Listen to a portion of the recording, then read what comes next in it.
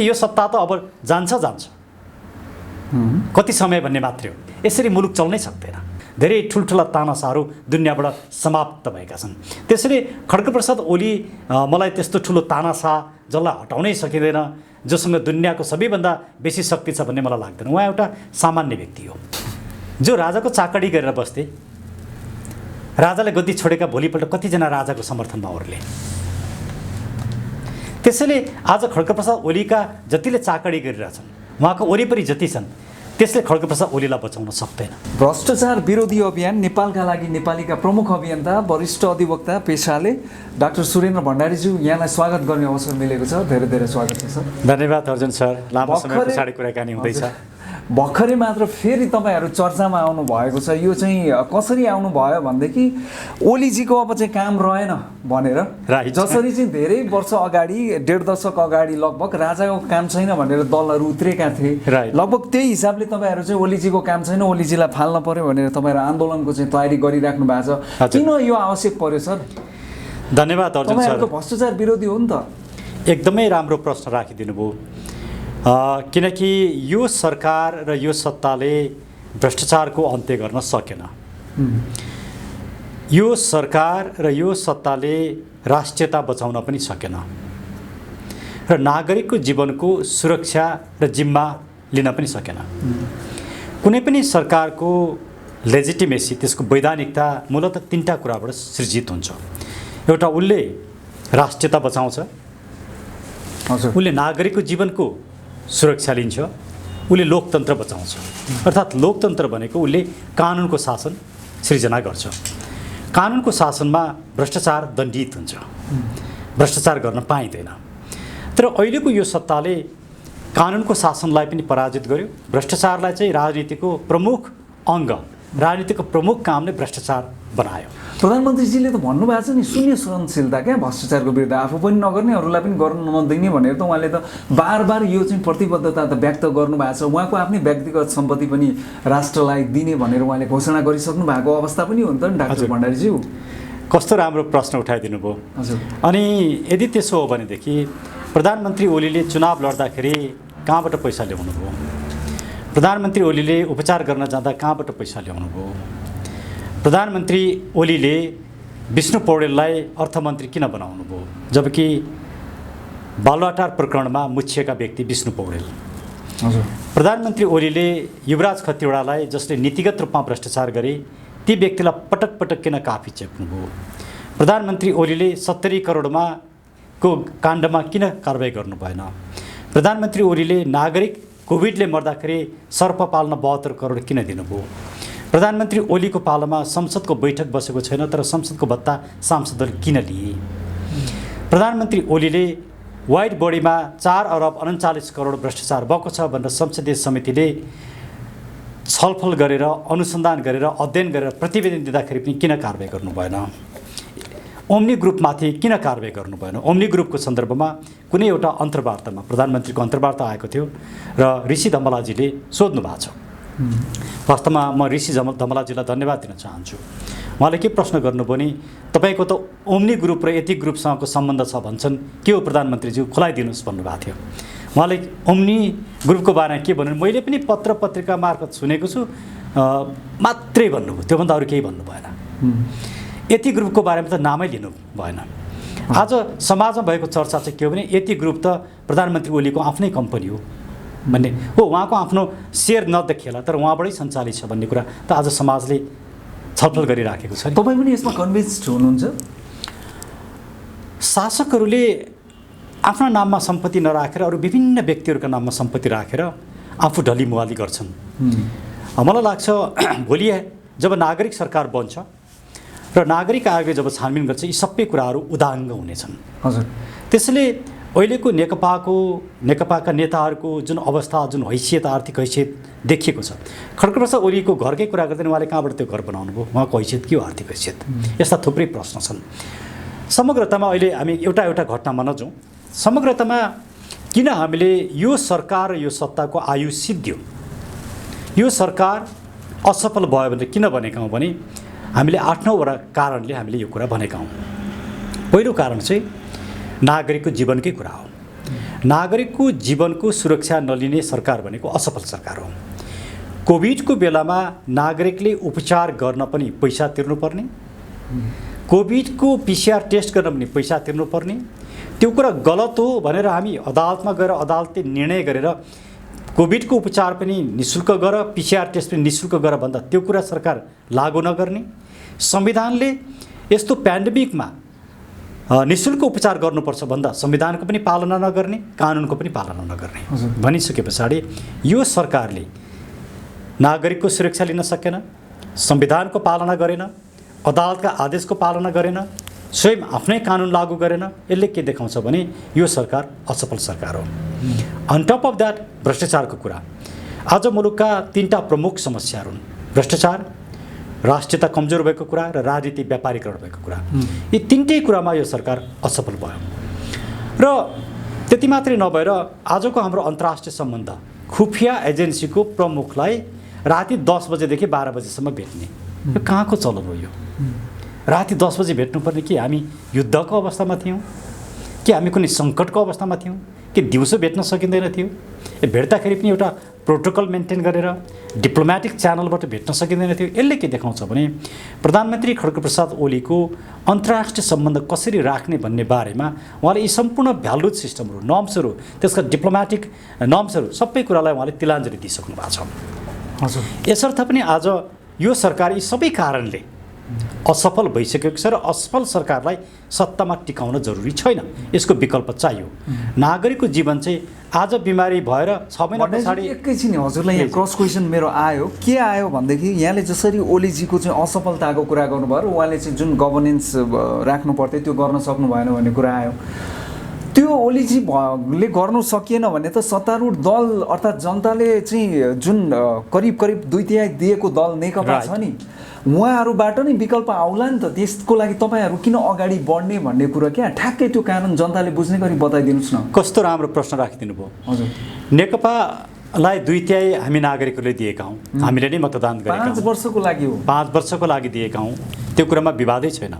तर आज नेकपा 1 वर्षदेखि सत्ताको लडाइँमा स्वयं नेकपा छ। आज नागरिकहरूको जीवन सङ्कटमा छ, मुलुकको राष्ट्रियता सङ्कटमा छ। यो सङ्कटबाट मुलुकलाई बचाउन र नागरिकलाई बचाउनको लागि उहाँहरू काम गर्नुहुन्न। उहाँहरूको बिचको आपसी लडाइँको एजेन्डा पनि त्यो होइन। उहाँहरूको एजेन्डा को प्रधानमन्त्री बन्ने, को मन्त्री बन्ने, को अध्यक्ष बन्ने, कसले सरकार चलाउने, कसले सरकारमा पुगेर राष्ट्रिय शक्तिको दुरुपयोग गरेर पैसा कमाउने, उहाँहरू त्यसमा तल्लीन हुनुहुन्छ। यसले पनि के प्रष्ट सन्देश दिन्छ भने यो सत्ता र यो सरकार नै असफल भइसक्यो।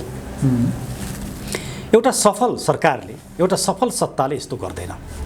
त्यसैले यहाँको अर्को प्रश्न होला, यो त 5 वर्षको लागि इलेक्टेड गभर्मेन्ट हो नि, इलेक्टेड गभर्मेन्टलाई कहाँ फाल्न पाइन्छ र भन्ने प्रश्न होला। हो, हामी पनि इलेक्टेड गभर्मेन्टलाई फाल्नुपर्छ भन्ने हाम्रो धारणा होइन। तर इलेक्टेड गभर्मेन्ट सर्वकालिक होइन। इलेक्सनकै माध्यमबाट आएका सरकारहरू निरङ्कुश भएका दुनियाँमा थुप्रै उदाहरण छन्। र जब इलेक्टेड गभर्मेन्टले नागरिकको जिम्मा लिन सक्दैन, जब उसले लोकतन्त्रलाई बचाउन सक्दैन, जब राष्ट्रियता बचाउन सक्दैन, त्यसबेला उसको त्यो युटिलिटी भ्यालु, उसको आवश्यकता समाप्त हुन्छ, उसको लेजिटिमेसी समाप्त हुन्छ। त्यसले अहिलेको खड्गप्रसाद ओलीको सरकार र जुन सत्ता छ, यो सरकार र सत्ताको लेजिटिमेसी समाप्त भइसक्यो। अब यो समाप्त भएपछि के गर्ने त? समाप्त भयो भन्नु मात्रै त पर्याप्त छैन, त्यसको विकल्प दिनु पर्यो। हजुर, त्यो विकल्प चाहिँ हामी नेपालका लागि, नेपालीले मात्रै नभएर हामी सम्पूर्ण अभियन्ता, नागरिक समाज, राजनीतिक दल, अर्थात् हामीले 3टा शक्ति भन्यौँ, राष्ट्रवादी शक्ति, प्रगतिशील शक्तिहरू जो लेफ्ट खेमा छ, र नागरिक तन्त्रमा विश्वास गर्ने शक्तिहरू, अर्थात् डेमोक्रेसीलाई हामीले नागरिक तन्त्र भन्छौँ। नागरिक तन्त्रमा विश्वास गर्ने शक्तिहरू, डेमोक्रेटिक फोर्सेसहरू, प्रोग्रेसिभ फोर्सेसहरू र पेट्रियोटिक फोर्सेसहरू, यी 3टै शक्तिहरू अब एक ठाउँमा आएर मुलुक बचाउनु पर्दछ भनेर हामीले आह्वान गऱ्यौँ। त्यसले हाम्रो अहिले यो नागरिक सरकारको एजेन्डा भनेको केवल नेपालका लागि नेपालीको मात्रै एजेन्डा होइन। यो एजेन्डा भनेको आजको मिनिमम एजेन्डा हो। नेपालका लागि नेपालीको एजेन्डा, हाम्रो पोलिटिकल बटम लाइन भनेको राज संस्था सहितको नागरिक तन्त्र हो। तर अहिले हामी त्यो कुरोलाई पनि थाती राख्न तयार भयौँ र हामीले के भन्यौँ भने गणतन्त्र ठिक हो कि राजतन्त्र ठिक हो कि राज संस्था ठिक हो कि प्रत्यक्ष निर्वाचित कार्यकारी प्रधानमन्त्री ठिक हुन् कि के ठिक हुन् भन्ने विषयमा हामी भोलि छलफल गरौँ, आफ्नो बाटोमा जाउँला, त्यसलाई राजनीतिक रूपमा एउटा निष्कर्षमा पुर्याउँला। कुनै जनमत सङ्ग्रह अर्थात् यस्तो केही पनि त्यसमा हुन सक्छ? त्यसमा जे होला त्यो त भोलि निर्णय होला। अहिले हामीले विवादका विषयमा छलफल नगरौँ। अहिले हामीले जहाँसम्म सँगै हिँड्न सकिन्छ, किनकि सँगै हिँड्नुपर्ने आवश्यकता के भने नागरिकको जीवन त बचाउनु पऱ्यो नि, मुलुक त बचाउनु पऱ्यो नि। नागरिकको जीवन बचाउन, मुलुक बचाउन र डेमोक्रेसी बचाउनको लागि अब यो अहिलेको सरकार र सत्तालाई फालौँ र त्यस पछाडि नागरिक सरकार स्थापना गरौँ। यति एजेन्डामा सबैजना सहमत हौँ भनेर हामीले यो प्रस्ताव गरेका छौँ।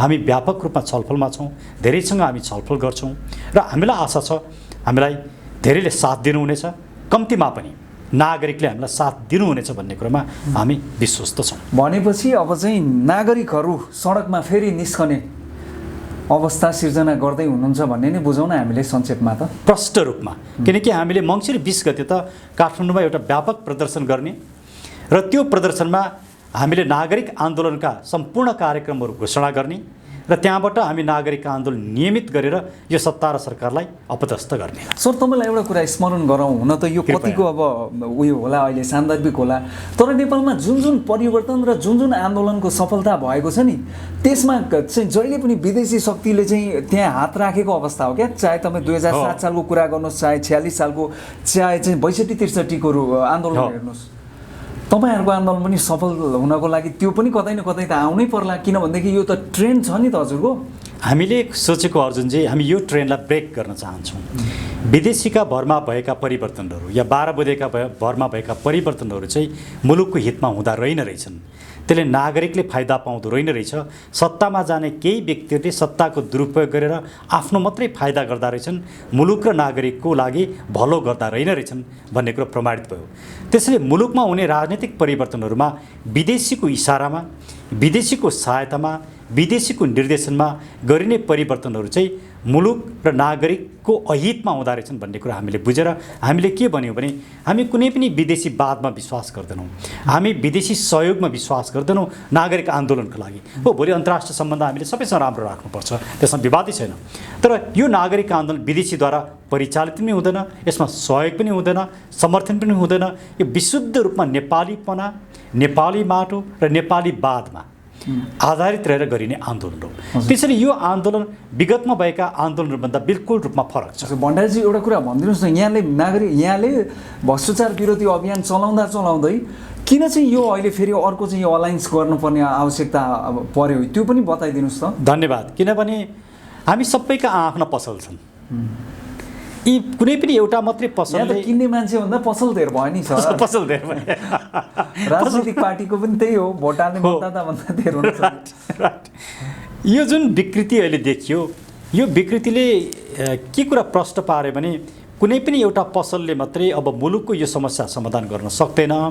त्यसले सबैजना मुलुकलाई माया गर्ने र अहिलेको सरकार चाहिँ नागरिक विरोधी, राष्ट्र विरोधी भयो भन्ने कुरामा सहमत हुने र यसलाई परिवर्तन गर्नुपर्छ भन्ने कुरा सहमत हुनेहरू एक ठाउँमा आउँ भनेर हामीले एउटा साझा एउटा फोरम बनाएका हौँ।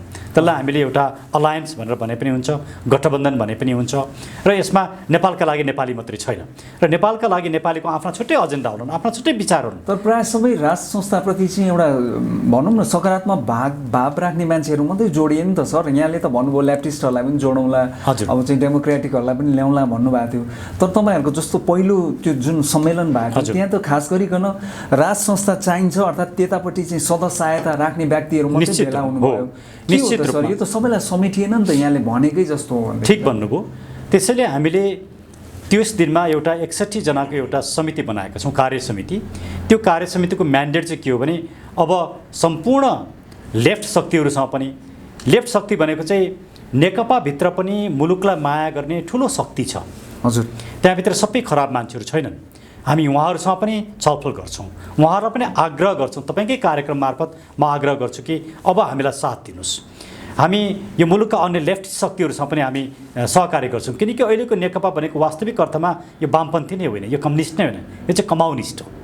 आफ्नो स्वार्थपूर्ति गर्नका लागि सत्ताको दुरुपयोग गर्न सक्थ्यो। त्यसले साँचो अर्थमा नेपालका वामपन्थी भनेको त गरिबको हितमा काम गर्ने, मुलुकको हितमा काम गर्न सक्थ्यो। त्यो सम्पूर्ण वामपन्थी शक्ति एक ठाउँमा आउनुपर्छ। त्यसैले त्यो वामपन्थी शक्तिसँग पनि हामी अब छलफल गर्छौँ। सँगसँगै हामी राष्ट्रवादी शक्तिसँग पनि हामी छलफल गर्छौँ। त्यहाँ अस्ति यहाँले देख्नुभएका सबै राष्ट्रवादी शक्तिहरू त्यहाँ आएका छैनन्। थुप्रै राष्ट्रवादी शक्तिहरू अहिले पनि बाहिर छन्। हामी उहाँहरूसँग पनि छलफल गर्छौँ।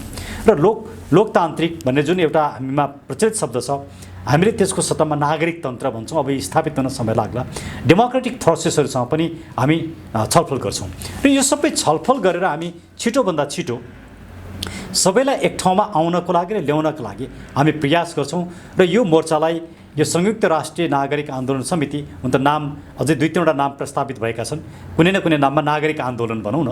यो नागरिक आन्दोलन र यसको नागरिक आन्दोलन परिचालन समितिलाई हामी पूर्णता दिन्छौँ र मङ्सिर 20 गते हामी सामूहिक रूपमा एउटा व्यापक प्रदर्शन गर्छौँ र त्यो प्रदर्शनमा नागरिक आन्दोलनका सम्पूर्ण कार्यक्रमहरू हामी घोषणा गर्छौँ र नागरिक सरकार कसरी बन्छ, कसरी बनाइन्छ भन्ने बारेमा पनि हामी घोषणा गर्छौँ। प्रजातन्त्र गणतन्त्र हुँदै यहाँले नयाँ शब्द पनि कोइन गर्नुभयो, नागरिक तन्त्र। हजुर। अब नागरिक आन्दोलन, नागरिक सरकारको कुरा गरिराख्नु भएको छ नि सर। हजुर। त्यो त एउटा नेतृत्वमा हुन्छ नि त। को हो त नागरिक? भोलि चाहिँ नागरिक समाज अर्थात् नागरिक आन्दोलन चाहिँ यो सफल भएर चाहिँ नागरिक सरकार आयो भने कसले नेतृत्व गर्ने त? यो पनि त होला नि त एउटा। निश्चित रूपमा हामी अहिले केही समयसम्म हामी छलफलमा छौँ। अहिले हामी भित्रै भएका साथीहरूलाई हामीले कसैलाई पनि यसको नेताको रूपमा घोषणा गरेका छैनौँ। किन घोषणा गरेका छैनौँ भने हामीभन्दा अहिले बाहिर जससँग हामीले नेगोसिएसन गर्नुपर्ने छ, छलफल गर्नुपर्ने छ, वार्ता गर्नुपर्ने छ, ती साथीहरू जोडिसके पछाडि ती साथीहरूले पनि नेतृत्व लिन सक्नुहुन्छ। हामीलाई नै नेतृत्व चाहिन्छ भन्ने केही पनि छैन। त्यसैले हामी त्यो सम्भावना, त्यो विकल्पलाई पनि खुल्ला राखेका छौँ र यी सम्पूर्ण कुराहरू एउटा निष्कर्षमा पुगिसके पछाडि हामी त्यसको नेतृत्व निश्चित रूपमा घोषणा गर्छौँ। तर हाम्रो मुख्य कुरा के हो भने एउटा व्यक्तिले नेतृत्व गर्ने भने कि अब टिमले नेतृत्व गर्नुपर्छ। एउटा टिम नै क्रेडिबल हुनुपर्छ। भोलि मानौँ अर्जुनजीकै नेतृत्वमा त्यो भयो भने अर्जुनजीले मात्रै यो मुलुकमा परिवर्तन गर्ने होइन नि, अर्जुनजीलाई टिम चाहियो नि। त्यसले सिङ्गो टिम नै एउटा नेता त चाहियो नि। एउटा तपाईँको चाहिँ सर्वोच्च एउटा चाहिँ नेतृत्व गर्ने र जस्तो गणेश मानजी भनौँ न। आज गणेश मानजीको जन्म जयन्ती पनि हो। गणेश मानजीलाई व्यक्तित्व एउटा छवि जसलाई चाहिँ तपाईँहरू त्यसले एउटा हाइट पनि प्राप्त गरौँ भने त सजिलो हुन्छ नि त। निश्चित रूपमा हामीले त्यस्ता व्यक्तिहरूको बारेमा हामी अहिले छलफल गरिराखेका छौँ। हामी त्यो विषयमा सोचिराखेका छौँ। हाम्रो कुनै त्यस्तो एउटा व्यक्तित्व पनि हामी प्रस्तुत गर्छौँ। तर अहिले यहाँले भने जस्तो अहिले गणेश मानजी पाउन गाह्रो छ। अहिले मुलुकमा गणेश मानजी हुनुहुन्न। त्यस्तो सबैले सर्वस्वीकार गर्ने व्यक्तित्व निश्चित रूपमा छैन। तर त्यस्तो व्यक्तित्व त मुभमेन्टले जन्माउँछ नि, नागरिकहरूले नै जन्माउँछन्। गणेश मानजीलाई पनि नागरिकले नै जन्माएको, नागरिकले नै बनाएको हो नि। हजुर। त्यसैले हामी यो सम्भावना भनेपछि अर्को गणेश मानको आवश्यकता अहिलेको समयमा हो, अर्को गणेश मानको आवश्यकता छ। हजुर। तर गणेश मानजी मात्रै भएर पुग्दैन, गणेश मानजीको टिम राम्रो हुनुपर्छ। अब चाहिँ हामी एउटा व्यक्तिमा भन्दा टिमलाई हामी फोकस गर्छौँ। त्यसले त्यो टिमै राम्रो हुनु पर्यो र यसमा समाजले पत्याएका विशिष्ट वरिष्ठ व्यक्तिहरू एउटा नेतृत्व लिन सक्ने भनेको टेलिभिजनमा बोलेर अहिले मैले जसरी भाषण गरिरहेको छु, म एउटा इन्टरभ्यू दिइरहेको छु, विचार दिइरहेको छु, यसरी नेतृत्व हुँदैन। सडकबाट नेतृत्व लिनु पर्यो, पिपलको विश्वास जित्नु पर्यो, सडकमा आउनु पर्यो। हामी त्यस्तो व्यक्तिहरूबाट नेतृत्व चयन हुन्छ। किनकि सडकले, आन्दोलनले आफ्नो नेता आफै बनाउँछ। यो एउटा आन्दोलनको प्रक्रिया नै हो। सर, एउटा कन्क्लुजन चाहिँ नि, जस्तो अहिलेका राजनीतिक दलहरू सत्ता पक्ष, प्रतिपक्ष र अरू पक्ष उहाँहरूबाट चाहिँ निकास आउँदैन भन्ने कुरामा चाहिँ तपाईँहरूको चाहिँ एकदमै प्रष्ट धारणा आइसक्यो हो? प्रष्ट भइसक्यो आइसकेको। यसमा मैले अघि पनि यहाँलाई केही उदाहरणहरू दिएँ। कति त हेर्न बाँकी दलहरू पनि छन् नि त। छन्, ती सबै दलहरू सत्तामा पुग्ने सम्भावनै छैन। किनकि निर्वाचन नै कस्तो छ भने पैसामा आधारित, गुन्डामा आधारित, उम्मेदवारी किन्नुपर्ने, मतदाता किन्नुपर्ने, छलकपट गर्नुपर्ने, भोज भत्तेर गर्नुपर्ने, यस्तो किसिमको यो जुन निर्वाचन प्रणाली छ त्यो डेमोक्रेसीको लागि नै घातक छ। यसले डेमोक्रेसीलाई नै समाप्त पार्ने भयो। किनकि डेमोक्रेसीको कोर भ्यालु भनेकै, आत्मा भनेकै निर्वाचन हो। निर्वाचन नै जब गलत हुन्छ डेमोक्रेसीले सर्भाइभ गर्नै सक्दैन। त्यसैले त आज मुलुकमा डेमोक्रेसीको लागि पनि थ्रेट भयो, राष्ट्रियताको लागि थ्रेट भयो र नागरिकको जीवन पनि सुरक्षा भएन। यी तीनटा कारणले गर्दाखेरि यो अहिलेको सत्ता र सरकारको लेजिटिमेसी सिद्धिएको। यो इलेक्टेड हो, हामीलाई थाहा छ, तर इलेक्टेड हुँदाहुँदै पनि यी तीनटा काम गर्न नसकेकोले यसको लेजिटिमेसी समाप्त भएको। त्यही कारणले हामीले विकल्प खोजेका हौँ। त्यो विकल्प भनेको नागरिक सरकार हो। डाक्टर साहब, जस्तो प्रधानमन्त्री केपी शर्मा ओलीजी, उहाँ त एउटा शक्तिशाली प्रधानमन्त्री त हुँदै हुनुहुन्छ, पार्टीमा पनि उहाँ चाहिँ एकदमै अब जति विवाद भए पनि त्यसलाई पेलेर नै अहिलेसम्म चाहिँ भनौँ न आइसक्नु भएको छ। उहाँ त एकदम हठी प्रकारको व्यक्ति हो नि। उहाँले त त्यतिकै त उहाँले चाहेको कुरा त त्यतिकै छोड्ने मान्छे त होइन नि त। उहाँको कम्तीमा स्वभावजन्य हामीले विश्लेषण गर्ने हो भनेदेखि पनि। अनि अहिले तपाईँको भिडन त सिधा वार प्रधानमन्त्रीजी अर्थात् ओलीजीको सत्तासँग हो नि त। यो अवस्थामा कसरी कति अपेक्षा गर्नु भएको छ? उहाँको स्वभाव, उहाँको जुन किसिमको चाहिँ नेचर हामी देखिरहेका छौँ अहिले पछिल्लो समयमा। राइट। यो लडाइँ प्रधानमन्त्री खड्गप्रसाद ओली र सुरेन्द्र भण्डारी बिचको लडाइँ होइन। यो लडाइँ नेपाली नागरिक होइन, च्यालेन्ज तपाईँहरू गर्दै हुनुहुन्छ नि सर। 5 वर्ष जनताले उहाँहरूलाई त्यसको प्रतिनिधित्व हामी गरिराखेका छौँ, हामी च्यालेन्ज गरिरहेका छौँ। तर हामी किन च्यालेन्ज गरिरहेका छौँ भने यो व्यक्तिगत लडाइँ होइन, यो मुलुकको लडाइँ हो। उहाँहरूले मुलुक बनाएको भए यो लडाइँ लड्नुपर्ने थिएन। उहाँले राष्ट्रियता जोगाएको भए यो लडाइँ लड्नुपर्ने थिएन। उहाँले राजनीतिलाई व्यापारीकरण नगरेको भए यो लडाइँ लड्नुपर्ने थिएन।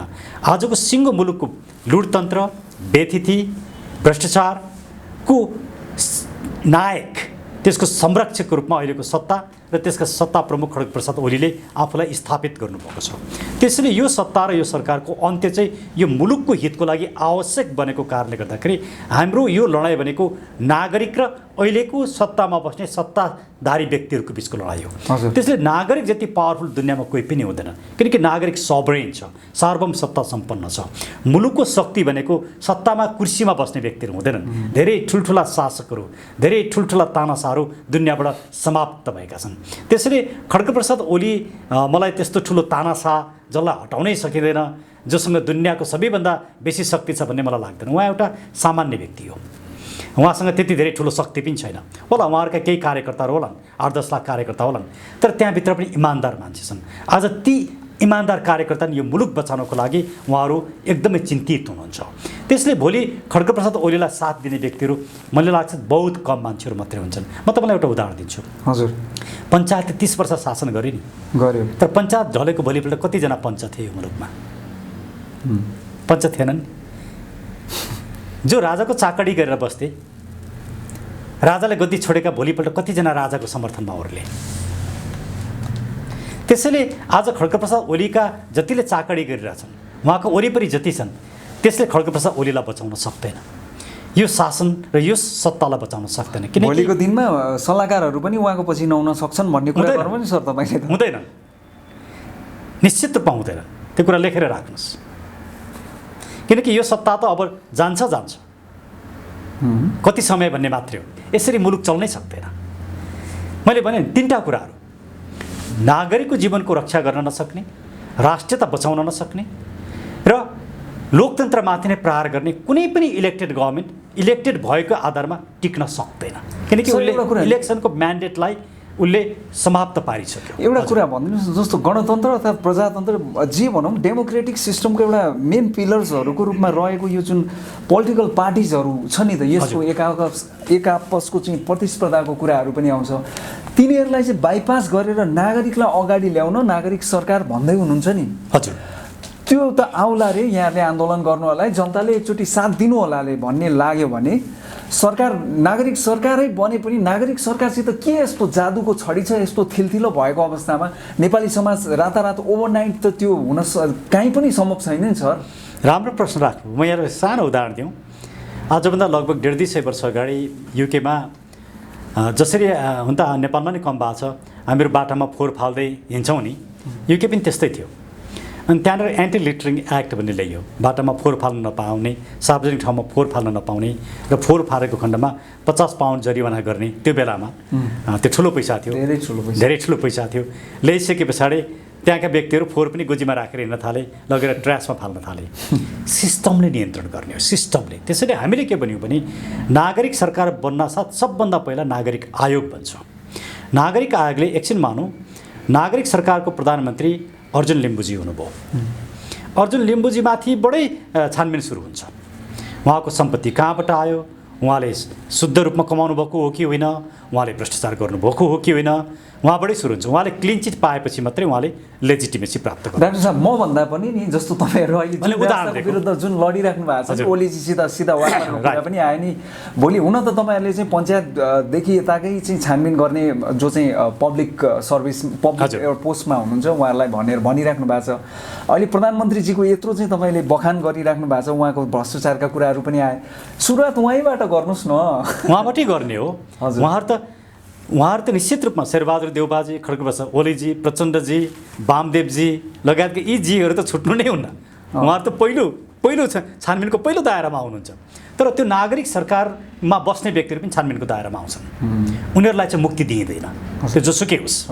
त्यसले पञ्चायतकालदेखि आजसम्म जुन हामी भन्छौँ नि, सत्तामा बस्ने प्रत्येक व्यक्तिको सम्पत्तिको छानबिन हुन्छ। त्यसले मात्रै एउटा निष्कलङ्कित र निष्पक्ष व्यक्ति मात्रै सत्तामा बस्नुपर्दछ भन्ने मान्यता स्थापित गर्छ। डाक्टर साहब, म अन्त्यतिर पनि छु। खास गरिकन अब अहिलेको चाहिँ भनौँ न पोलिटिकल सिनारियोमा, अर्थात् अहिले चाहिँ मान्छेहरूले यहाँले त नागरिक सरकारको कुरा गर्दै हुनुहुन्छ, यहाँ त सैनिक सरकारको कुरा पनि, अर्थात् सैनिकलाई चाहिँ अगाडि आउनको लागि पनि मान्छेहरूले त इन्करेज प्रोभोक पनि भनौँ, अर्थात् इन्करेज भनौँ, जसरी बुझ्नुहुन्छ त्यो पनि आइराखेको छ नि त। अहिले फेसबुक हुँदै मिडिया हुँदै हेर्दा त्यो धेरै देखिन्छ। यो चाहिँ के हो, यसलाई कसरी हेर्नुहुन्छ? यो कस्तो हुन्छ भने जब सबै राजनीतिक विकल्पहरू मुलुकमा सिद्धिन्छन् नि, त्यो राजनीतिक विकल्प सिद्धिसके पछाडि अन्तिममा हुने विकल्प भनेको मिलिट्री इन्टरभेन्सन हो। हजुर, हामीले नागरिक सरकारको जुन विकल्प दिएका छौँ यो अन्तिम विकल्प हो, अन्तिम राजनीतिक विकल्प हो। यदि यो विकल्प सार्थक हुन सकेन भने मलाई लाग्छ मुलुक त्यो दिशामा नजाला भन्न सकिँदैन। तर म मिलिट्री इन्टरभेन्सनको पक्षमा छैन, किनकि मिलिट्री इन्टरभेन्सनले चाहिँ कहीँ न कहीँ डेमोक्रेसीमाथि कम्प्रोमाइज गर्छ। तर नेपालमा मानौँ भोलि एउटा त्यस्तो आवश्यकता भयो जहाँ मिलिट्री इन्टरभेन्सन हुने भयो भने हामी जस्ता नागरिकको जिम्मेवारी के हुन्छ भने डेमोक्रेसीलाई बचाउने, मुलुकलाई बचाउने जिम्मेवारी हाम्रो हुन्छ। त्यसैले मिलिट्री इन्टरभेन्सनलाई पनि डेमोक्रेटाइज गर्नुपर्छ भन्ने मेरो भ्यालु सिस्टम हो, मेरो मान्यता हो। त्यसैले हो मिलिट्रीको एउटा, नेपाल आर्मीको एउटा भूमिका के छ भने यो मुलुक बनाउनमा एउटा ठुलो शक्ति हो जसले यो मुलुक बनाएको छ। यो मुलुकको गौरव र प्रतिष्ठाको एउटा संस्था हो।